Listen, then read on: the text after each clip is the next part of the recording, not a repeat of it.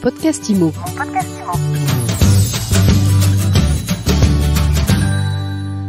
Bonjour et bienvenue dans ce nouvel épisode de mon podcast IMO. J'ai le plaisir de retrouver Cyril Morel, directeur des opérations informatiques et de l'expansion du réseau ERA. Bonsoir, bonjour tout le monde et bonjour Ariane. Et bonjour François Gagnon, président du réseau immobilier ERA, France et Europe. Comment ça va François? Love me tender, love me true. And tell me you'll never leave. Bon, comment il se porte le marché de l'immobilier vu par François Gagnon? Il se porte très très bien. Il se porte très bien. Il y a des gens, mais c'est un truc assez exceptionnel parce qu'en ce moment, il y a des gens qui achètent et des gens qui vendent. C'est incroyable, c'est du jamais vu. Mais moins qu'avant. Moins qu'il y a 1 an, moins qu'il y a 2 ans, plus qu'il y a 4 ans. Mais ça, c'est important de le noter. Non, mais ça, c'est pas une blague. C'est parce que très souvent, on fait justement l'analyse de dire « Ah, c'est dur, c'est dur, c'est dur ».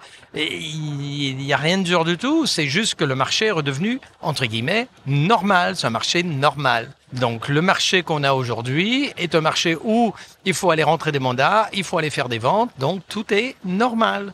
C'est pas la catastrophe. Pas la catastrophe. Alors, on va voir les différents cas de figure. Je veux acheter. Oui. J'ai quand même des problèmes pour obtenir un crédit. Ah oui, à différencier des années où les banques prêtaient 250% de la valeur du bien.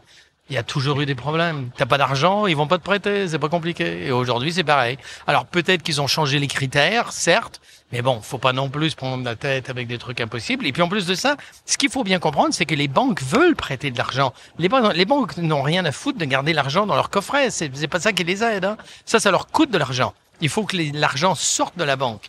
Donc pour qu'elle sorte de la banque, il faut qu'ils prêtent de l'argent. Donc, le gouvernement a fait des mesures. Encore une fois, c'est toujours bien d'avoir les gouvernements qui s'impliquent dans tout. Comme ça, on est sûr de foutre le bordel et qu'il n'y a rien qui fonctionne. C'est la paralysie totale. Comme ça, eux, ça leur permet d'apporter une solution. Ils créent le problème pour apporter la solution par la suite. Donc, c'est très bien. Et ça, ils le savent le faire. Ça leur donne une raison d'exister. Si on n'aurait pas besoin d'eux, hein, il n'y aura pas de problème, pas besoin d'eux. Donc, ils créent le problème pour apporter la solution. Mais si je veux acheter, est-ce que j'ai pas quand même intérêt à me dire j'attends 3 mois, 6 mois, les prix vont baisser vraiment? Est-ce que les prix vont baisser vraiment? J'en sais rien.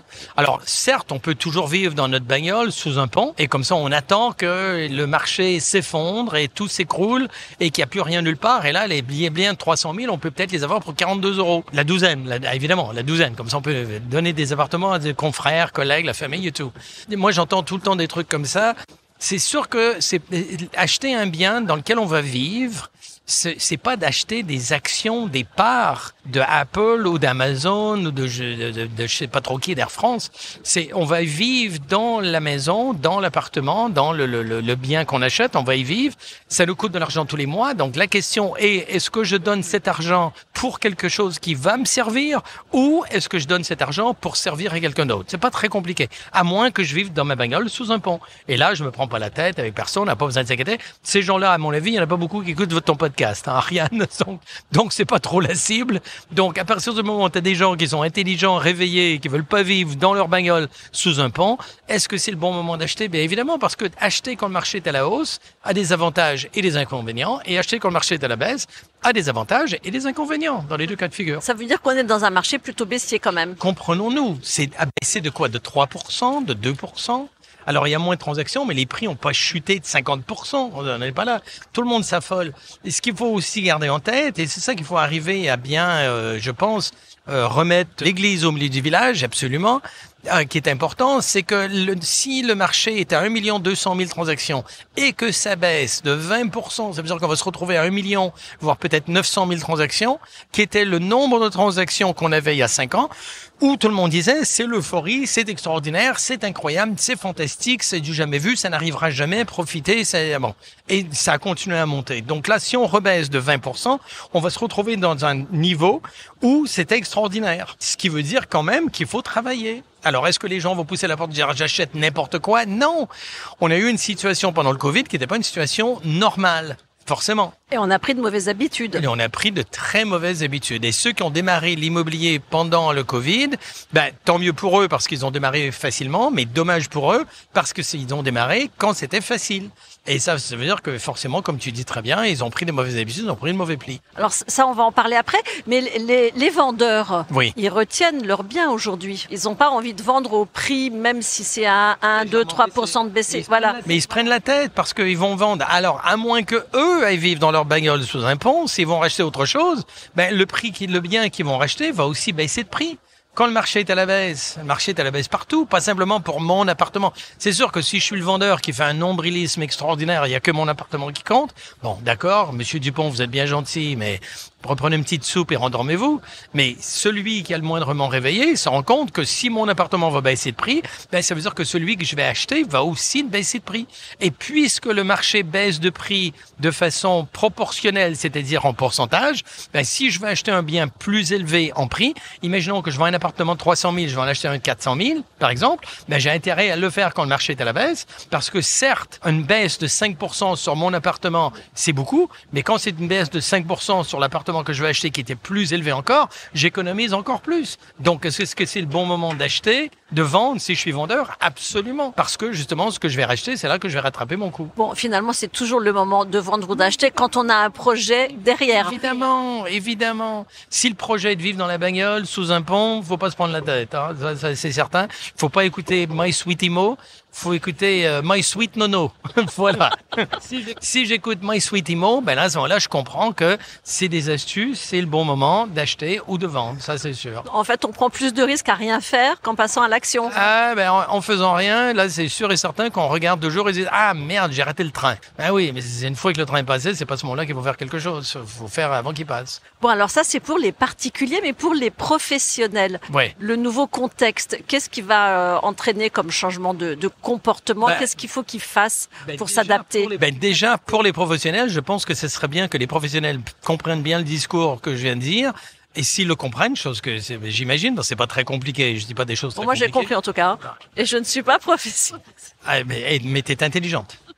Moi, je le suis moins, donc à espérer que j'arrive à m'exprimer correctement. Et ceux qui nous écoutent vont comprendre. Ceux qui en écoutent, ils vont comprendre. Et c'est le discours qu'il faut qu'ils aillent et qu'ils n'hésitent pas d'avoir avec leurs vendeurs, avec leurs clients vendeurs, avec les vendeurs de biens, de dire, regardez, vous voulez vendre votre appartement, vous allez vivre sous un pont, vous allez acheter autre chose. Vous allez acheter autre chose qui va aussi baisser de prix. Donc, au final, pourquoi pas déménager et faire le choix pour avoir la qualité de vie, la qualité de ce qu'on veut, la qualité de ce qu'on veut avoir, de ce qu'on veut faire, plutôt que de s'acharner, de dire, je vais faire 3 000 € de plus en vendant le mien. Oui, mais si tu vis dans un endroit que tu détestes et qui te va pas, quel est l'intérêt? Donc, puisque tu veux vendre, vends-le et trouve le truc qui te plaît. Et si les prix sont à la baisse, et s'il y a des gens qui hésitent partout, c'est peut-être encore une autre raison d'être le bon moment d'acheter, parce que ça veut dire qu'il y a peut-être plus de biens disponibles et moins de concurrence pour le faire. Alors, au quotidien, je suis négociateur, agent immobilier.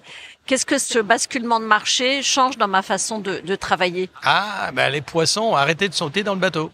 Il était une fois, je mettais le bateau au milieu du lac, je prenais une petite bière et j'écoutais de la musique et les poissons sautaient dans le bateau. Là, ils sautent plus dans le bateau. Donc, qu'est-ce que ça veut dire? La bonne nouvelle, c'est qu'il y a encore des poissons. Donc, c'est pas catastrophique, hein. On n'a pas laissé le lac dans les mains des politiciens pour les polluer. Donc, le lac est propre. Les poissons sont toujours là, sauf qu'ils ne sautent plus dans le bateau. L'envie d'acheter des poissons est toujours là. Voilà. Donc, il faut tout simplement trouver la canne à pêche, l'appât, mettre la canne à pêche à l'eau et attraper des poissons comme on a fait depuis toujours. C'est juste ça. Et que les gens, surtout, qu'ils écoutent My Sweet Imo, mais qu'ils arrêtent d'écouter les nouvelles à la télé, qu'ils arrêtent d'écouter l'actualité. Ça, c'est la meilleure façon de te mettre la tête bien en endroit. Mais malgré qu'il y en a beaucoup qui peuvent pas s'y mettre la tête parce qu'ils ont les doigts déjà. Donc, pour mettre la tête, il faut enlever les doigts. Donc bon, bref. Si on veut arriver à comprendre, il faut justement qu'ils se sortent les doigts et ils vont s'y mettre la tête. Donc, si on veut faire ni un ni l'autre, ils écoutent My Sweet Imo, ils comprennent que c'est le temps d'agir et de bien présenter à leurs clients acquéreurs et leurs clients vendeurs que c'est maintenant le temps de faire le travail de vendre ou d'acheter selon leurs besoins. Et comment on pêche les poissons aujourd'hui? C'est la pêche digitale, Cyril Morel? Il y a plein de types de pêche, effectivement, qui s'opèrent. Il y a plusieurs façons de pêcher. Alors, entre autres, la pêche digitale, effectivement, on a refondu pour la petite actualité. C'est compliqué de pêcher avec un iPhone, mais il y a possibilité de pêcher différemment. Et blague à part, de dire qu'aujourd'hui, le client, effectivement, on sait que l'acheteur, il utilise à 95% Internet pour acheter. Donc, ce qui veut dire quoi? Ce qu'il faut qu'aujourd'hui, la façon dont on communique sur Internet soit très bonne, très forte, très rapide et très simple. Je m'explique. On est en train de refaire la stratégie complète du réseau qui aura terminé SAMU dès le mois prochain, pour coller aux attentes. L'attente, elle est quoi? Comme je disais, ils veulent quelque chose de simple, pas mettre plein de critères pour chercher un bien. Je mets la ville et après je commence à affiner, mais je veux vite voir des biens. Les temps de recherche sont de plus en plus courts, les gens n'acceptent plus d'attendre et de mettre « je recherche un appartement, 2 pièces à vendre ici, là, avec 2 chambres ». Il faut vite l'info, donc il faut nous adapter à cette demande-là avec des nouveaux systèmes. L'autre chose, c'est que lui, par contre, le consommateur, que le poisson, que le bien, si on reprend cette expression-là, vienne à lui. C'est-à-dire que aller tous les jours sur les sites internet, non. Il programme des alertes mail un peu partout et il attend que le mail dise celui-ci correspond à ce que tu recherches. Donc ça, c'est très important d'avoir un système d'alerte mail très efficace, très puissant, très rapide, pour que dès qu'un bien apparaît, tout de suite, il arrive dans la boîte aux lettres du client en question, acheteur. Ça, c'est l'autre partie qui a évolué du système d'alerte mail qu'on a revu complètement. Et une des autres choses qu'il souhaite, c'est un petit peu la mode Doctolib aujourd'hui. Il veut éliminer le maximum d'interactions et de contacts. Si je peux prendre rendez-vous directement avec l'agent immobilier le jour et l'heure que je veux, grâce à un module de prise de rendez-vous en ligne, il va l'utiliser. C'est ce qu'on voit avec les docteurs. On n'accepte plus d'attendre, d'appeler 3 heures, il est pas là, il vous rappelle. Tout ça, c'est fini à l'ère de Doctolib, encore une fois. Donc, c'est d'utiliser ce type de technologie qu'on imbrique dans nos sites pour répondre à ce que demande aujourd'hui le vendeur et l'acheteur. Et quant au vendeur, c'est un petit peu pareil. On a fait évoluer nos outils comme les systèmes de suivi en ligne, qu'on appelle chez nous le Maïra, pour que le vendeur, il est en live, en temps réel, dès qu'il se passe une action sur son bien, le reporting. On vient de le diffuser sur un site partenaire comme Seul Logé, Bien Ici, Le Bon Coin, j'en passe et des meilleurs. Clac, ça arrive. Un compte rendu de visite vient de se terminer parce que la visite s'est faite il y a quelques heures. Immédiatement, c'est poussé dans le téléphone du client. Et c'est ce type de technologie que souhaite le vendeur. C'est plus d'appeler son agent immobilier en disant « Allô, qu'est-ce qui s'est passé? J'arrive pas à vous avoir, ça fait 2 jours que ceci, que cela. » Il va chercher l'information et l'information arrive carrément en push directement à lui. Et c'est ce type de technologie qui est en train de se terminer et d'être mis en place dans le réseau lors de ce premier semestre 2023. Donc rendez-vous dans un mois pour voir à quoi ça ressemble. Très concrètement parlant. Une fois que ce sera mis en ligne. Tout à fait. Le développement du réseau, il en est où? Vous êtes à combien d'agences aujourd'hui? Combien d'agents immobiliers? Vous voulez aller où? Alors le réseau aujourd'hui, on en est à 500 agences immobilières. Notre objectif cette année est d'ouvrir 60 agences immobilières supplémentaires. C'est l'objectif que l'on s'est fixé en 2023. C'est pas trop ambitieux compte tenu quand même du ralentissement des ventes? Alors on se fixe toujours des objectifs ambitieux. Le but, ça va être de l'atteindre et de tout faire pour l'atteindre avec les équipes d'ERA France, bien évidemment. Ce qui permettra au réseau d'avoir encore une fois plus de visibilité, plus de notoriété et qui permettra au client d'être mieux servi lorsqu'il a besoin de rechercher, de vendre ou d'acheter un bien immobilier. Alors on est au salon de la franchise. Depuis 2 jours, vous voyez des candidats à la franchise. Qu'est-ce qui se pose comme question? C'est très intéressant cette question, Ariane. Il y a une tendance qui s'est dégagée cette année, c'est que beaucoup de personnes, beaucoup de jeunes entrepreneurs, souvent une clientèle un peu plus jeune que les autres années, il y en a beaucoup. La première journée du salon a été le double par exemple que celle de l'année dernière, donc on a eu beaucoup de contacts. Et la première chose qu'ils nous demandent, c'est quelle est la rentabilité et quel va être un petit peu ce que je vais pouvoir me reverser, c'est-à-dire directement le résultat que je vais pouvoir me reverser. Et alors, je vous invite à venir nous rencontrer pour pouvoir échanger là-dessus justement. On ne dit pas tout et on se dévoile pas comme ça. Mais c'est vrai que, contrairement aux autres années, directement les gens veulent pas perdre de temps. On se rend compte, bonjour, ici, votre rentabilité est de combien? Combien je vais pouvoir gagner? Donc la rentabilité, c'est quoi? C'est le droit d'entrée, quel chiffre d'affaires je vais faire, quelle redevance je vais faire? C'est la rentabilité, c'est ce que je vais avoir dans ma poche, c'est le résultat, comme on dit, et quel est le résultat que je vais pouvoir me dégager. Et ça gagne combien un agent immobilier ERA? Ça va dépendre des actions qu'il va mettre en place par rapport aux préconisations que lui a fait le franchiseur. S'il suit la plupart des préconisations que fait le réseau, ça peut très très bien gagner sa vie. Aujourd'hui, on a notre meilleur franchisé qui arrive jusqu'à plus de 2 millions de chiffre d'affaires, rien qu'en transaction. Je mets pas de gestion ni de location, rien que sur la partie transaction. Est-ce que vous poussez le développement de la partie gestion locative? Oui, ça fait partie des axes aujourd'hui qui est mis en œuvre. On propose ce service de gestion locative à nos franchisés qui souhaitent la développer via tout un parcours de formation que l'on propose dans le cadre de l'ERA Business University. Le profil de l'agent immobilier type pour ERA, c'est quoi? Le portrait robot du bon agent immobilier, du futur franchisé qui va cartonner. En fait, il n'y en a pas. Il n'y a pas de bonne ou mauvaise personne. On veut juste des personnes motivées, numéro 1. Et qui vous écoutent.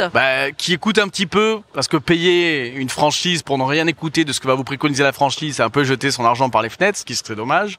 Donc, qui est capable d'effectivement d'appliquer, qui a envie d'appliquer un process pour pouvoir gagner de l'argent plus rapidement et plus facilement. Homme, femme, évidemment, il n'y a pas de préférence. Jeune, vieux, évidemment, il n'y a pas de préférence. Diplômé, non diplômé? Il n'y a pas de préférence aussi. J'ai pas de diplôme, je suis une formation. Tout à fait, on est habilité aujourd'hui à mettre en place des VAE, des formations qualifiantes pour obtenir la carte professionnelle, via là aussi l'ERA Business University qui a été mis en place. Donc on recherche pas un certain niveau de diplôme, un certain profil de candidat. Encore une fois, s'il est motivé, qu'il a fait un peu de commercial avant, c'est encore mieux, et qu'il a envie d'y arriver, qu'il est gagnant, qu'il est capable d'écouter, la personne nous intéresse. Il faut avoir un petit pécule pour démarrer quand même. Il faut avoir un petit pécule pour démarrer quand même, c'est mieux. Et c'est combien? L'enveloppe actuellement s'établit entre 40 et 60 000 euros d'apport personnel. Et après, avec nos partenaires, on va chercher l'enveloppe subsidiaire. Eh bien, merci beaucoup. Alors, le mot de la fin, ce serait quoi, François Gagnon? La bonne nouvelle du salon. Maintenant que les choses intelligentes et précises ont été dites par Cyril, je vais essayer d'en rajouter une. C'est que nous, on a été nommés justement par Franchise Direct, qui est le portail leader du secteur de la franchise, qui a compilé son classement pour 2023, et ERA Immobilier a été en 2e place de toutes les franchises, de toutes marques confondues. Donc pas 2e place des franchises immobilières, pas 2e place des franchises avec des logos rouges et bleus. C'est 2e place des franchises de toutes marques en France. Et ERA Immobilier est en 2e place devant d'autres grands réseaux de franchises immobilières ou de d'autres industries. On est même, on est devant Yves Rocher, devant Carrefour. Rocher, voilà, exactement. J'imagine que vous en êtes très fiers tous les deux.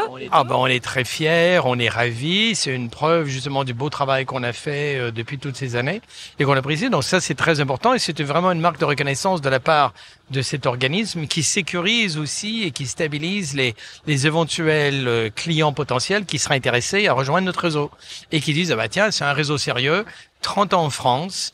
Après 30 ans, on est dans des sondages, dans des classements de ce niveau. C'est quand même des gens sérieux, c'est quand même des gens qui ont des outils, c'est quand même des gens qui peuvent réussir et qui peuvent m'aider à réussir. Donc, l'intérêt, justement, de rejoindre le réseau. Et on peut faire des choses sérieuses sans se prendre au sérieux. Ah bon? Il paraît. Moi, en tant que président d'ERA, je me permettrais pas de dire ce genre, surtout à Paris aujourd'hui, avec tous les rats qu'il y a partout, je me permettrais pas de dire ce genre de choses en tant que président d'ERA. Merci. Merci à toi, Ariane, et merci à MySuiteImmo, et merci pour tout ce que tu fais pour la profession et pour l'immobilier. C'est très apprécié, et merci pour le temps que tu nous as consacré sur ton podcast. Merci d'avoir répondu à l'invitation et d'avoir discuté à bâton rompu et sans se prendre au sérieux. Sans se prendre au sérieux. Ah non. Mais en disant des choses très sérieuses. Et en tant que président d'ERA, il reste pas un peu de fromage quelque part? Là, il y a une nouvelle campagne de communication à lancer. À bientôt dans votre agence ERA Immobilier, tout en écoutant MySuiteImmo. Merci beaucoup. À très bientôt. Mon podcast Immo.